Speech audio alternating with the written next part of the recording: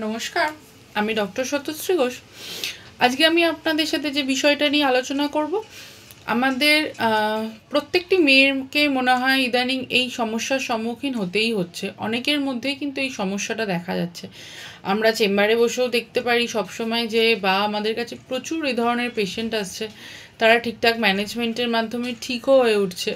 সমস্যাটার কিছু না, পলিসিস্টিক ওভারিয়ান সিনড্রোম বা পিসিওএস। এখন ছোট বাচ্চা থেকে, মানে ছোট বাচ্চা ইন দ্য সেন্স যাদের মেনস্ট্রুয়েশন শুরু হচ্ছে বা সেই রকম বয়সের পর থেকেই দেখা যাচ্ছে, বা যারা আমাদের মতো বয়সে আছে, বা প্রত্যেকের মধ্যেই, মেয়েদের মধ্যেই এই পলিসিস্টিক ওভারিয়ান সিনড্রোম এই সমস্যাটা প্রায় দেখাই যাচ্ছে। আমি আজকে বলবো যে ধরুন অনেকেই কিন্তু আমরা এটা ডিটেক্ট করতে পারি না যে আমাদের মধ্যে পলিসিস্টিক ওভারি আছে বা আমাদের মধ্যে ওভারিতে সিস্টিক গ্রোথ হচ্ছে। আমি আজকে আপনাদের সংক্ষেপে বলবো যে কি কি দেখলে আপনারা বাইরে থেকে বাহ্যিক কি কি লক্ষণ দেখলে আপনারা বুঝতে পারবেন যে আপনার পলিসিস্টিক ওভারি হচ্ছে, সেই সম্পর্কে আমি আজকে বলবো। বা বাহ্যিক লক্ষণ, বা যদি আপনারা ব্লাড টেস্ট বা ইনভেস্টিগেশনস যেগুলো করেন, আমরা যে ইনভেস্টিগেশনসগুলো সাধারণত কোনো পেশেন্টকে দেখলে মানে পেশেন্টকে যদি আমাদের মনে হয় যে এর মধ্যে পলিসিস্টিক ওভারি হতে পারে, তাকে কোনগুলো দিয়ে থাকি সেই বিষয়ে আমি আজকে আলোচনা করব। আমি এখন যে তিনটে ক্রাইটেরিয়া বলবো, যদি এর মধ্যে দুটো ক্রাইটেরিয়া থাকে, এই ক্রাইটেরিয়াগুলো আপনারা ইনভেস্টিগেশন ছাড়া যদিও বুঝবেন না, তাহলে কিন্তু আমরা সেটাকে পলিসিস্টিক ওভারি দেবো। একটা হচ্ছে কি অলিগো অর অ্যানোভিউলেশন, একটা হচ্ছে কি হাইপার অ্যান্ড্রোজেনিজম, এটা আপনারা দেখে বুঝতে পারেন। আর একটা যদি আপনি ইউএসজি করেন বা কোনো কিছু করেন, তাহলে পলিসিস্টিক ওভারি। কি হয়, এখানে আপনি যদি কোনো ইউএসজি করেন দেখতে পারবেন আপনার ওভারিগুলো খুব বড় আছে। আর মানে বড় মানে ওভারিয়ান ভলিউমটা আপনার প্রায় 10 সেন্টিমিটার কিউবের বেশি, বা তার মধ্যে স্ট্রমাটা, ওভারিয়ান স্ট্রমাটা খুব বেশি থাকবে। আর মানে ভেতরের যে লেয়ারটা আছে সেটা একটা পার্লি হোয়াইট থিকেন্ড আসে, এবং তার সাথে প্রায় মাল্টিপল ফলিকিউলার সিস্ট, প্রায় মোর দ্যান 12 মিলিমিটার, বা এক একটা সিস্টের সাইজ হবে 2 to 9 মিলিমিটার। তো এবার যদি মানে আরও হিস্টোলজিক্যালি এগুলো দরকার নেই, যে সিমটমসগুলো আমরা ক্লিনিক্যালি ম্যানিফেস্ট করব, যেগুলো আমাদের দরকার, যার মধ্যে পলিসিস্টিক ওভারি থাকবে তার মানে মেন কমপ্লেন হবে কি ওবেসিটি। ওবেসিটিটা কোন দিককার? Mostly abdominal, 50% abdominal obesity. তার সাথে তো 70%-এর মধ্যে এই সিমটমটা থাকবেই, সেটা হচ্ছে মেনস্ট্রুয়াল ইরেগুলারিটিস। 50% মানুষ এসে বলবে আমাদের ওবেসিটি, 70% মেনস্ট্রুয়াল ইরেগুলারিটিস। আর কি বলবে মেনস্ট্রুয়াল ইরেগুলার মানে কি হচ্ছে অলিগোমেনোরিয়া, মানে ধরুন আপনার মেনস্ট্রুয়াল সাইকেলটা মোর দ্যান 35 to 39 ডেজ, মানে আপনার এক মাস না, আপনার 35 থেকে 39 দিন পরে গিয়ে মেনস্ট্রুয়েশনের ডেটটা আসছে।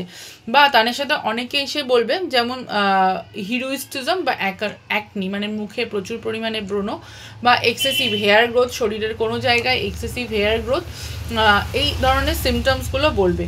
আর একটা জিনিস আপনার যদি দেখা যায় অ্যাকান্থোসিস নাইগ্রিকান, যেটা আমরা মেডিকেলি বলি, ধরুন আপনাদের এই ঘাড়ের এই জায়গাতে দেখবেন একটা কালো মোটা স্পট পড়তে থাকে, মানে এটা হয় আপনার পিসিওএস থাকলে আপনার ইনসুলিন রেজিস্ট্যান্স ব্যাপারটা আসে, তার জন্য এই স্কিনটা খুব থিকেন্ড হয়ে যায় আর পিগমেন্টেড হয়ে যায়।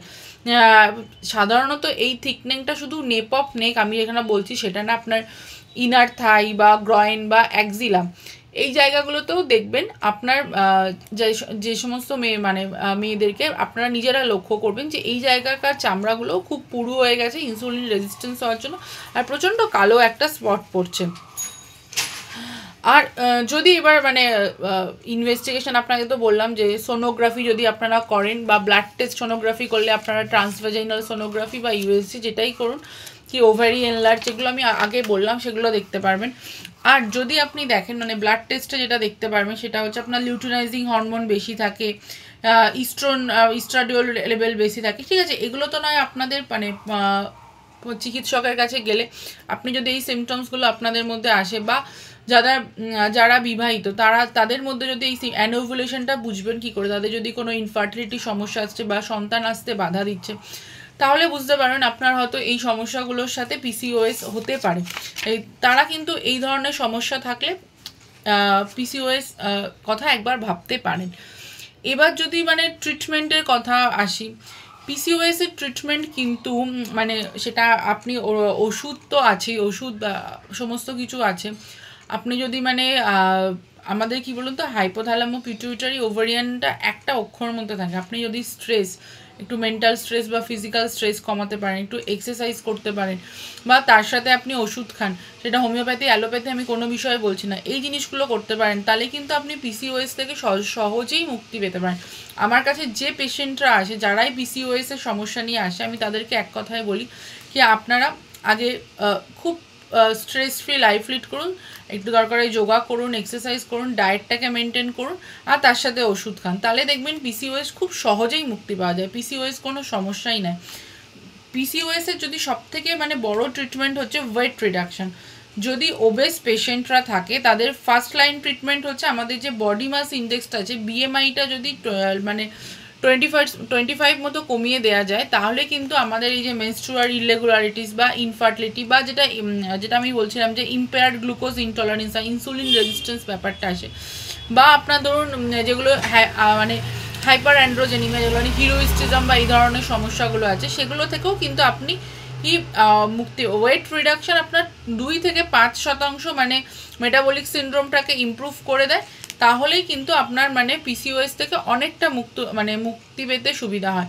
আর যদি তার সাথে আপনার মানে মেটাবলিক সিনড্রোম, কেন বলছে এটা তো ইনসুলিন রেজিস্ট্যান্স সিনড্রোম, এর সাথে কি হয় আমাদের ট্রাইগ্লিসারাইড লেভেল বাড়তে থাকে, সাধারণত এইচডিএল কোলেস্টেরল বাড়তে থাকে, ফাস্টিং গ্লুকোজ বাড়তে থাকে, বা ওবেসিটি তো আগেই বললাম, এই জিনিসগুলো বাড়তে থাকে। তাহলে আপনি যদি ওয়েট রিডাকশনটা করতে পারেন বা তার সাথে ডায়েট বা এক্সারসাইজ ফলো করতে পারেন, আর তার সাথে আপনি মেডিসিন কন্টিনিউ করতে পারেন, তাহলে কিন্তু আপনি পিসিওএস থেকে খুব সহজেই মুক্তি পেতে পারেন। তাই আমি আজকে খুব সংক্ষেপে আপনাদের পিসিওএস এর লক্ষণগুলো দেখিয়ে নিলাম। আপনারা প্রত্যেকে একবার চেক করে নিন আপনার মধ্যে পিসিওএস এর লক্ষণ দেখা যাচ্ছে কিনা। সবাই ভালো থাকবেন, সুস্থ থাকবেন। আর কোন বিষয় নিয়ে আমার সাথে আলোচনা করতে চান, আপনারা যেমন প্রত্যেকে আমাদের প্রতিনিয়ত মেসেজে বা কমেন্ট করে জানাচ্ছেন দিদি এইটা বিষয় নিয়ে আলোচনা করুন বা এই বিষয় নিয়ে কিছু ওষুধ বলুন, অবশ্যই আমাকে মেসেজ বা কমেন্ট করে জানান, আমি সেই বিষয় নিয়ে আপনাদের সাথে আলোচনা করব। সবাই ভালো থাকবেন, সুস্থ থাকবেন, নমস্কার।